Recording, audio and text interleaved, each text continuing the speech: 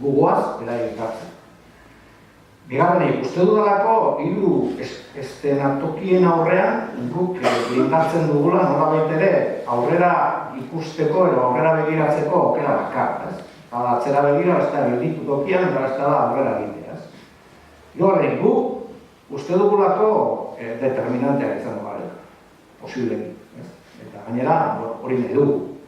Eta dozein eszenatokien aurrean, oso importante izango da, indarra batzea eta indartsu izatea. Eszenatoki txarrenean ere bai.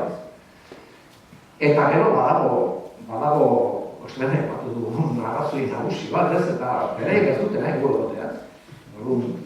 Fatxik ez dute nahi gugotea. Osea, nervioetatik jota daude, ez dute nahi, eta ez dute nahi are gutxiago gu izatea nolabait ere determinanteak, eta izango dira. Eta gero badago gauza bat nik uste fragazuta gelditu dena. Bai Baskongaretako Idurronizetako aurrekontuen eztabaidan eta bai azken dekretuen eztabaidan.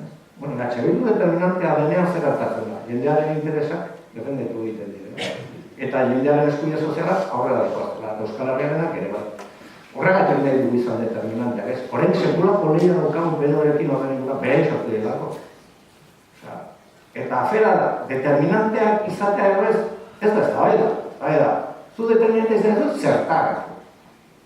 Bueno, berek, determinanteak izan edute, garroi dutetan egin dutenenako, eta da, ez trapitxatu kompetentzi bat, eta auta beste, eta nik esaten, determinanteak berroi urte ondoren, bere estatutua, bereaz, egon direnean peperekin, egon direnean segundu guztiarekin egin dituzte tratu. Bete ez duten horiek determinanteak izan dira zertarako. Bueno, orain, beste gune esaltu dugu, autodeterminazioa zaitutu behar. Zati, nubarroia daude horret. Baina hemen PSOE gehiago absolutuarekin ere gobernatu du, ez? Zatzun autodeterminazioa nartu, ez? Gala montatu zune. Orduan, ze eszenatokian da posible autodeterminazioa? Kataluniako eszenatokian.